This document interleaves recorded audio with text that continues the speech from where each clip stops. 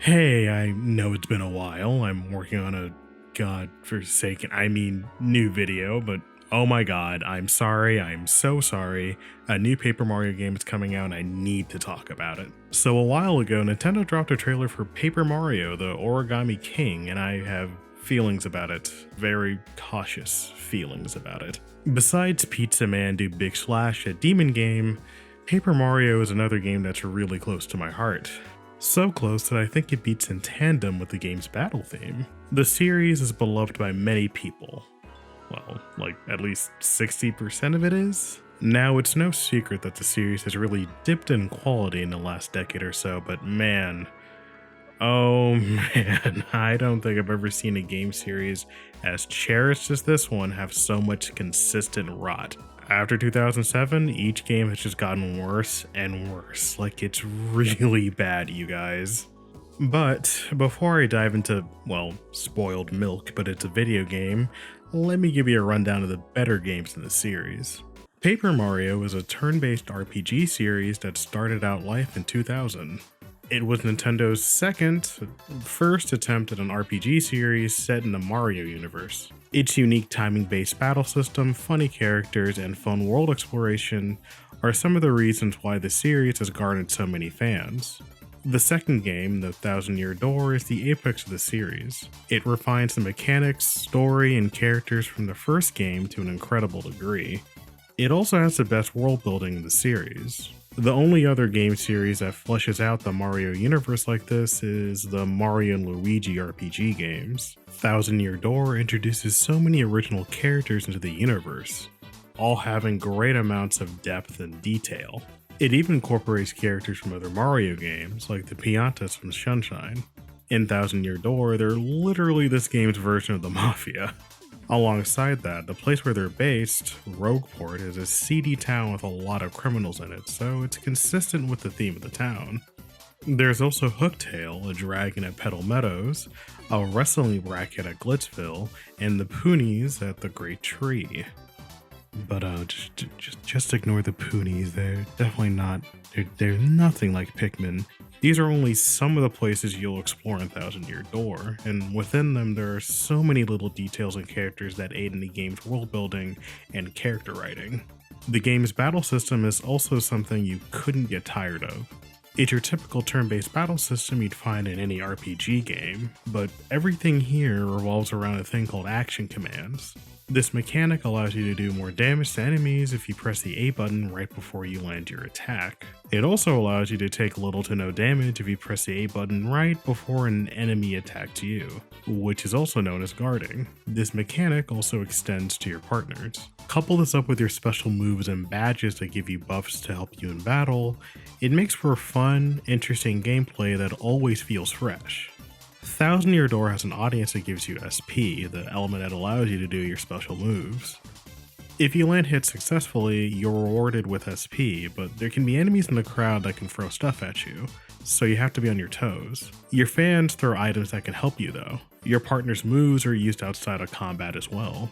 Alongside Mario's paper-based abilities, they help you solve environmental puzzles. Your partners are a huge part of the game. When you get them, you're usually following their own story arcs. They're funny, interesting, charming, and have tons of depth. Vivian's arc is my personal favorite. She starts off as an antagonist and gets disillusioned by her sister's goals, which are to help the main villain in the game, and they're just massive dicks to her. But in the end, she joins up with Mario. The third game, Super Paper Mario, did things a bit differently, and by a bit I mean a whole fuck ton. It ditches the RPG turn-based battle system to become a platform game, akin to the classic Mario games with some of the elements from the RPG games in the mix. There's also a new mechanic, flipping. This allows Mario to flip between a 2D and 3D space. You can use this to find items, avoid enemies, solve puzzles, and so on. This game feels like it pays homage to the original Mario games, not only because of the game's design, but also because of the cute callbacks it has to other games. The story is interesting. There's a tragic romance going on between one of your partners and the main villain. Alongside that, there's a heart-wrenching story about a MacGuffin-turned character towards the end of the game. Some tearjerkers to be found here. While I personally really like this game, I can understand why people thought it was a downgrade from Thousand Year Door. For one thing, your partners don't really have a personality. And this time around, your partners aren't different people across the game, but pixels, or I guess pixel pixies.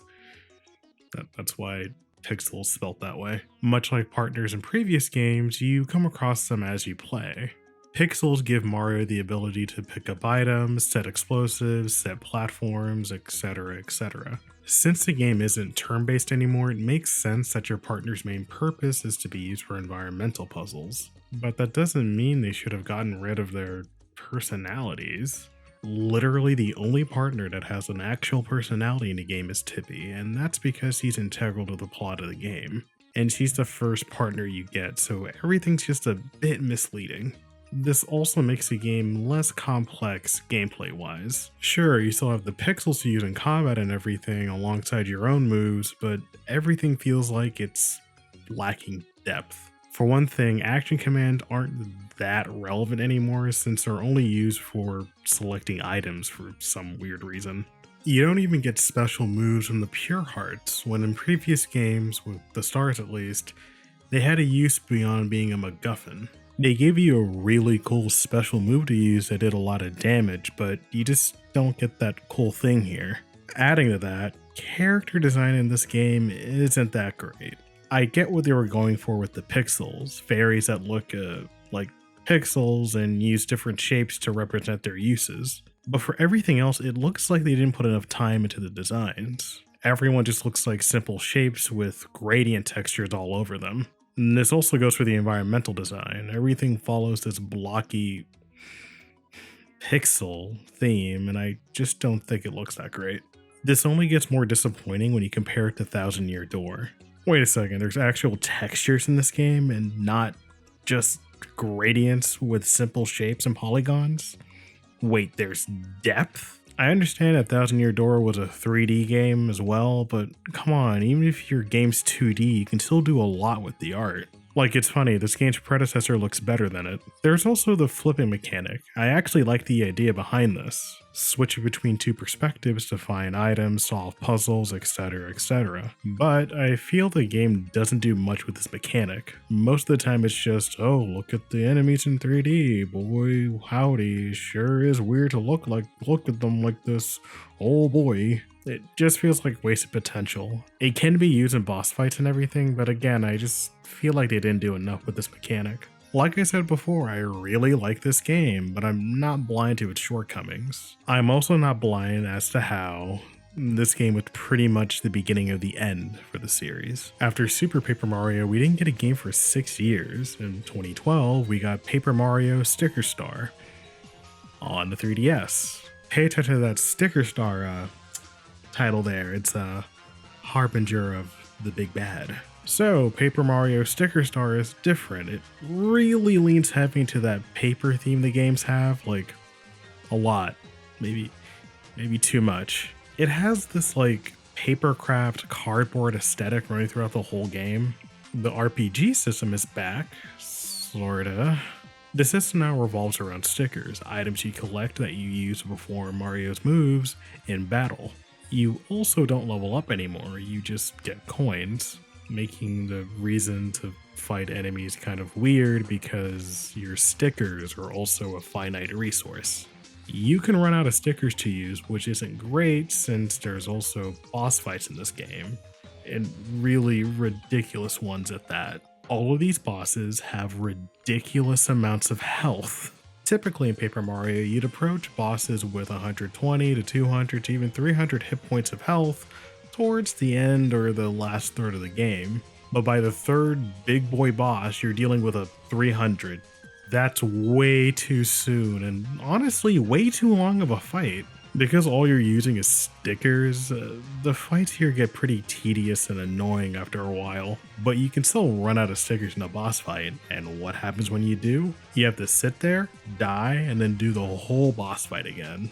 This is such a massive flaw in the game's design, and honestly, that's literally the whole game. It has no redeeming qualities to it at all. It has a really stupid battle system revolving around a gimmick. I don't know why they thought using consumables as your main way to attack was a good idea, but hey, they went with that decision with full confidence. I feel like this type of gimmicky gameplay sort of started with Super Paper Mario, or at least was birthed from it. They started stripping or changing things in the game for the sake of trying something new, which is good. In some ways it worked for Super Paper Mario, but somewhere down the line they started to lean way too hard in gimmicks. With Sticker Star and another game, everything always revolved around this weird gimmicky mechanic, which was always paper based or something you'd associate paper with. And that's why this game's title is Sticker Star. You use stickers to attack and everyone's shiny and laminated like a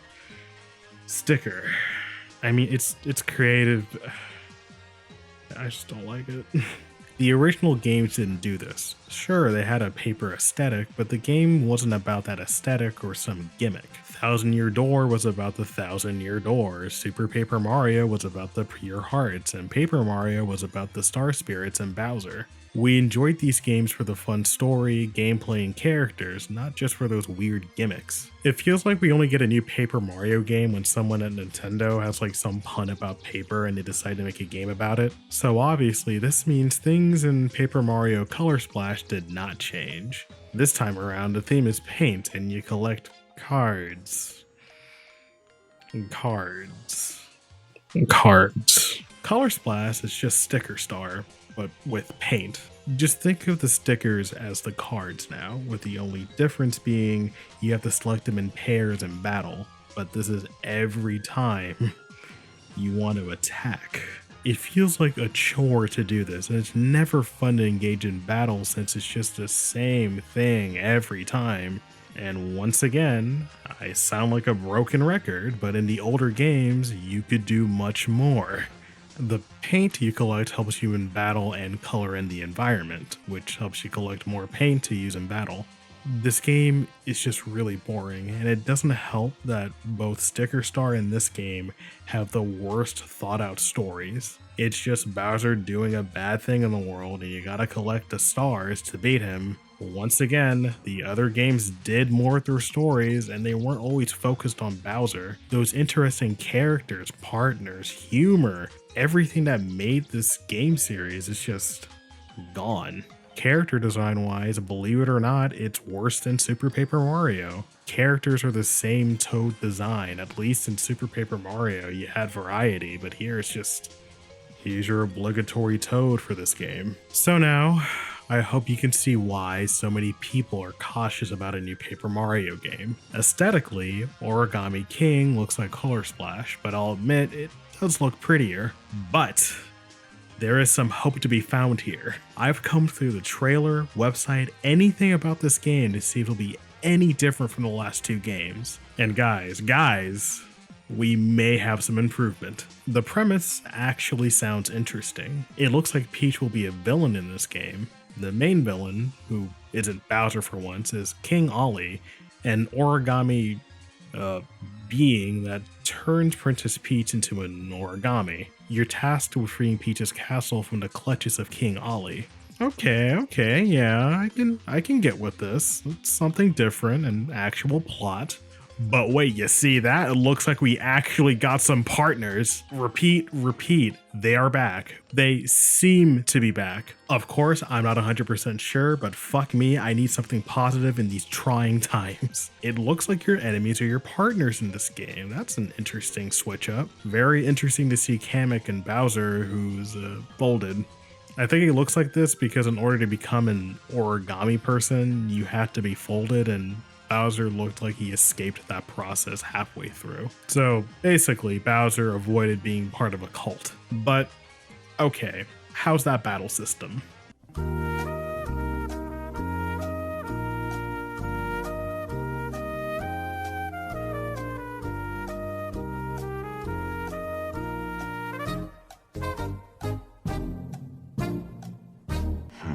So Look, I see that title, I've been hurt before, so I know we're gonna get some kind of gimmick with that battle system again. To what degree, I don't know, but all I can hope for is that it isn't that bad. It's gonna be there if you like it or not. This isn't me wanting a pure RPG battle system, I at least want them to like take what they did before, like with Thousand Year Door, and build upon it, you know? They did it before. It looks like you have to put your enemies in a line to do massive damage to them. Well, I can see enemies moving around the circle and you have to use action commands in a unique way to defend yourself maybe? Like you have to use down A for enemies attacking you from the back, up A for enemies from the front, and etc. There's different clips of gameplay floating around on the web, but most have been taken down. Maybe Nintendo is just too scared to show what surprises they have in store. Let me just fearmonger a bit. But hey, there's no stickers, no cards, and possibly things like equipable items might be back. Okay, is this what hope feels like? Cause I haven't had that in a while. You even have an audience again, like they're actually taking from previous games in the series. Like, I didn't think this was gonna happen. I thought for at least the bare minimum we're gonna get a turn-based battle system, but no, we even get like a little audience now. I mean, I doubt the audience will serve any purpose besides, you know, hey, you have an audience that cheers you on, but I'm just surprised it's there. This honestly makes me wonder what else they're adding to the game. Oh, okay, hold on. There's a timer on the top right corner. What's that all about? And why do ring moves look like they're a consumable? Look, I don't normally speculate, but this is a very special case. As you can see, Paper Mario has screwed me up so much that I now see a tiny crumble of possible good gameplay as a meal fit for a king. The story also seems to be taking a much more goofy comedic tone, which was a thing in all the games, but I feel like it's going to be very central to this one. I mean, the dialogue with Origami Peach in the beginning and in other parts of the trailer seem to point towards a more comedic game, which I'm fine with. I don't know, at this point I'd rather see them come back with something that's more lighthearted and goofy and also witty. Thousand Year Door and Super Paper Mario did have dark moments I feel they wouldn't really dive into. But who knows, I could be proven wrong and I'd love to be proven wrong. It happens a lot anyway. Look, I'm sorry if I've been sounding like a raving lunatic for most of this video, but if you haven't been fed for years, you too would become more beast than man. But yeah, I'm looking forward to this game in July. It's really good to know Paper Mario is going in a different direction now, a better one. At least, I hope. We just gotta wait and see. But if you never played the first 3 games, I'm gonna recommend all of them, especially Thousand Year Door. It is a very good game, and hopefully they'll prepare you for what might be a very good Mario game. Anyway, please don't make me cry again, Nintendo.